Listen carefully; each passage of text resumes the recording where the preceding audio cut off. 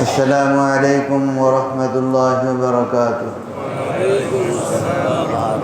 الحمد لله وكفى وسلام على عباده الذين اصطفى. أما بعد فأعوذ بالله من الشيطان الرجيم.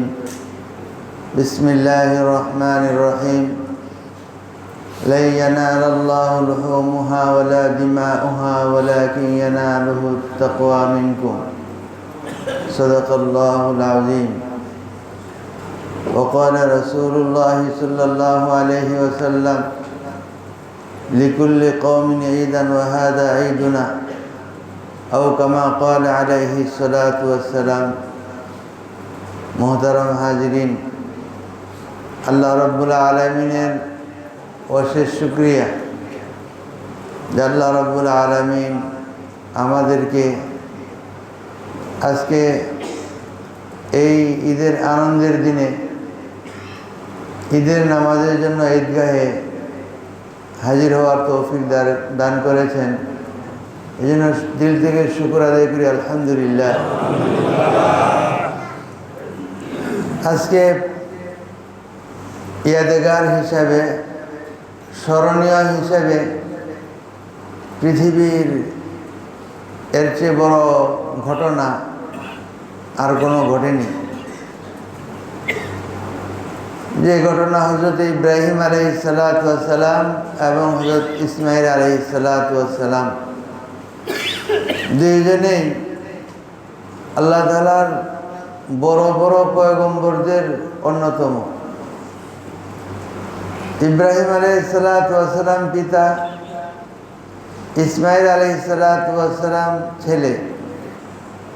পিতা পুত্রকে কুরবানি করা এবং পুত্রের আল্লাহর জন্য কুরবানি হয়ে যাওয়া,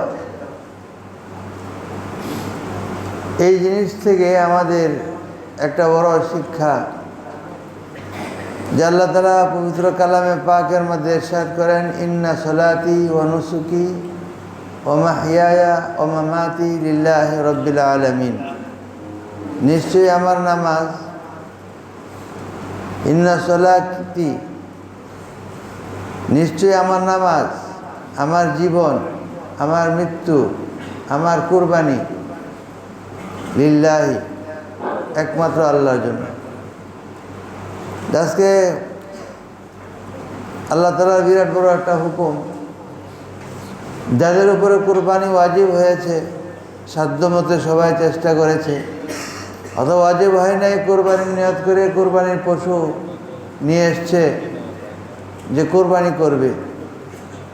এখন এই কুরবানি যে কে সবচেয়ে বড় গরু দিল, সে সবচেয়ে ছোটো গরু দিল, বা কত মোটা তাজা কে কিনতে পারলো আর কে কম মোটা তাজা কিনতে পারলো, কে উট কিনে আনলো, কে মহিষ কিনে আনলো। যে সমস্ত পশুকে কোরবানি করা জায়েজ আছে, এই বড় এবং ছোট এটাকে দেখা হবে না। আজকে দেখা হবে আমাদের প্রত্যেকের অন্তরের তাকওয়াকে দেখা হবে, প্রত্যেকের কোরবানির তাকওয়াকে দেখা হবে, যে তার ভিতরে তাকওয়া কতটুকু আছে। হযরত ইব্রাহিম আলাইহিসসালাতু ওয়াসসালাম বাইতুল্লাহ যখন নির্মাণ করছেন, কত বড় কাজ করছেন। এত বড় ঘর বানানোর পরে আল্লাহর কাছে ছোট হইয়া কাকুতি মিনতির সুরে বলছেন: রব্বানা তাকাব্বাল মিন্না ইন্নাকা আনতাস সামিউল আলিম। ইব্রাহিম আলাইহিসসালাতু ওয়াসসালাম ইসমাঈল আলাইহিসসালাতু ওয়াসসালামকে কুরবানি করার পর বলছেন: রব্বানা ওয়াজআলনা মুসলিমাইনি লাকা ওয়া মিন যুররিয়্যাতিনা উম্মাতাম মুসলিমাতাল লাক ওয়া আরিনা মানাসিকানা। কুরবানির রীতিনীতি আমাদেরকে শিখাইয়া দিই। তো কুরবানির রীতিনীতি আল্লাহ তাআলা এই শিখাইছেন যে যে তোমার নামাজ, তোমার জীবন, তোমার মৃত্যু,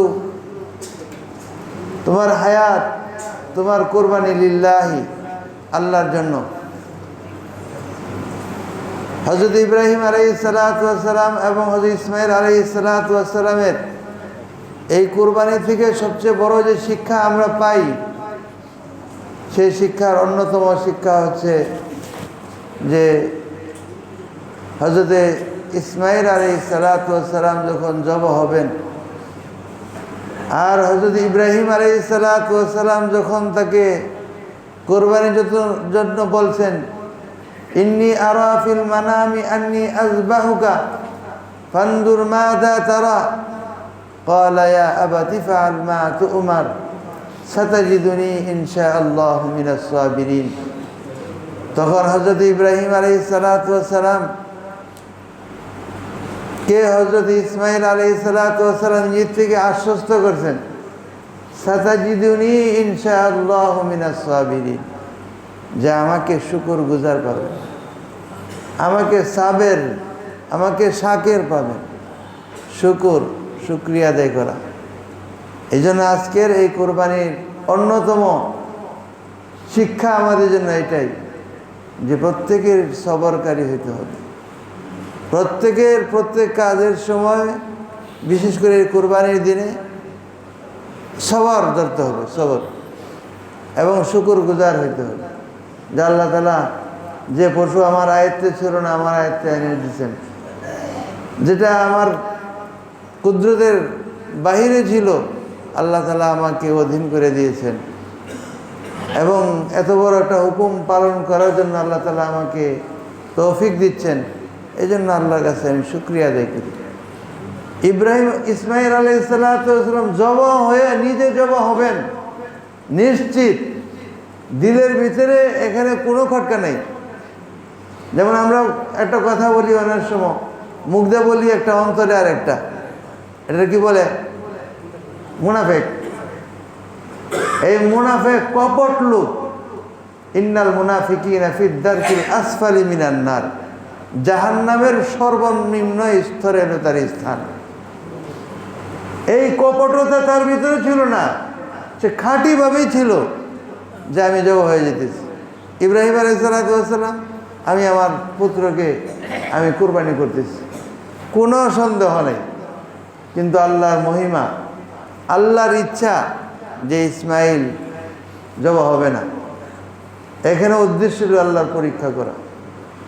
আজকে আমাদের এই কুরবানির মধ্যেও আমাদের জন্য পরীক্ষা, তা আমাদের পরীক্ষাটা সহজ, এর প্রশ্ন আউট, শুধু সবর ইখতিয়ার করা, ধৈর্য ধারণ করা।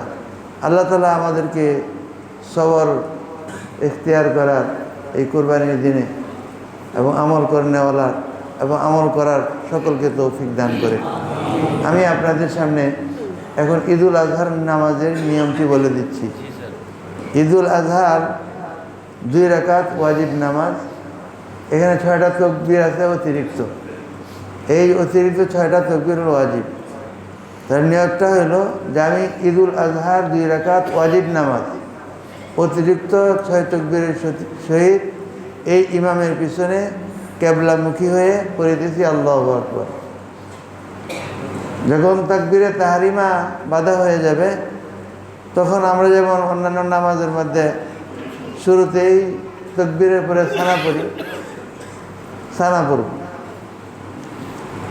সানার পরে ইমাম সাহেব 6টা তাকবীর 2 রাকাতের মধ্যে 3টা করে ভাগ করা। প্রথম রাকাতে 3 তাকবীর অতিরিক্ত, দ্বিতীয় রাকাতে 3 তাকবীর অতিরিক্ত। প্রথম রাকাতে ইমাম সাহেব সূরা কেরাত আরম্ভ করার আগে এই অতিরিক্ত 3 তাকবীর বলবেন, আল্লাহু আকবার, আল্লাহু আকবার, আল্লাহু আকবার। অর্থাৎ প্রত্যেক তাকবীর বলার সময় হাত উঠানো, এরপরে হাত বাঁধবেন, এরপরে স্বাভাবিক নামাজের মতো প্রথম রাকাত পড়াবেন। ঈদের নামাজের যেহেতু ব্যতিক্রম নামাজ, এই জন্য খুব সতর্কতার সাথে পড়তে হয়, পড়াইতে হয়। ভুল হইলে সুসিজদা নেই। বড় জামাতের মধ্যে যখন ভুল হয়, ওয়াজিব তরক হয়, সেখানে সুসিজদা নাই। অনেক সময় মাসলান না জানানোর কারণ হইচই হয়। যেমন এই ঈদের নামাজ আমরা পড়তে আসছি, যদিও এটা মসজিদ, কিন্তু আজকে ঈদের নামাজ পর্যন্ত এটা ঈদগাহ হিসাবে ব্যবহার হচ্ছে। কি হিসাবে? ঈদগাহ হিসাবে। তো ঈদের দিনে ঈদের নামাজের আগে কোনো নামাজ নেই। এখন অনেকে অভ্যস্ত এই এশরাকের নামাজ বাসায় পড়বে। তো দেখলাম কিছু ভাই এখানে নামাজ পড়ছেন, যারা পড়ছেন ভুল করছেন।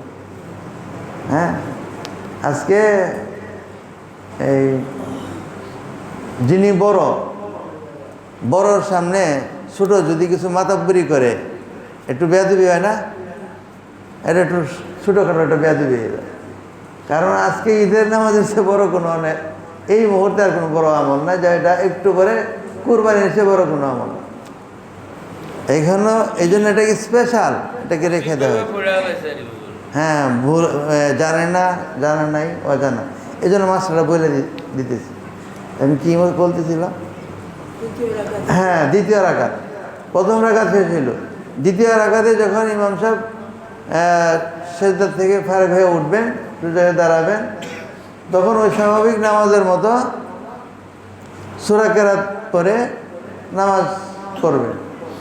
রুকুতে যাওয়ার আগে দেয় ওই অতিরিক্ত বাকি 3 তাকবীর বলবেন, আল্লাহু আকবার, আল্লাহু আকবার, আল্লাহু আকবার। এরপরে নামাজ যেভাবে শেষ হয় সেভাবে আমরা আমাদের নামাজ শেষ করব। নামাজের পর শেষ হয়ে যাওয়ার পরে যতক্ষণ পারা যায় সম্ভব নামাজের কাতার, নামাজের হায়াত অবস্থা, যেমন আত্মাহিয়াতুল সূরাতে আমরা বসা থাকি, যতক্ষণ সম্ভব এই সূরাটাকে ইখতিয়ার করা, ধরে রাখা। যখন শরীরে না কুলায় বা শুরুতেই যাদের না খোলা অসুস্থ বা শরীর মোটা হওয়ার কারণে না পারে, অসুবিধা নেই। বাকি উত্তম হইল যে নামাজের ওই সূরাটাকে যতক্ষণ পারা যায় এটাকে বাকি রাখা। ওই অবস্থায় তখন 2টা খুতবা হয়। খুতবা সুন্নত, শোনা ওয়াজিব। খুতবা, ঈদের খুতবা পড়া সুন্নত, শোনা ওয়াজিব। আসতে বলবেন না, আর একটু না জোরে বলবেন। ঈদের খুতবা পড়া সুন্নত, শোনা ওয়াজিব। এখন সুন্নতটার আমল হয়, ওয়াজিবটার আমল হয়। সুন্নতটার আমল হয়, ইমাম সাহেব তো আর আপনাদেরকে ফালায় চলে যেতে পারবে না। পারবো? আসলে উনি চলে গেলেই ভালো হইতো, তাইলে আর ওই ওয়াজিবটা তরক হইতো না। এখন দেখা যায় ইমাম সাহেবের রেখা সুন্নতের মধ্যে রেখা ওয়াজিবওয়ালারা সব ভাগে। তা আমরা ইনশাল্লাহ ওয়াজিব পুরা করে যাবো তো ইনশাল্লাহ। হ্যাঁ, আলহামদুলিল্লাহ। আল্লাহ তাআলা আমাদেরকে আমল করার তৌফিক দান করুন।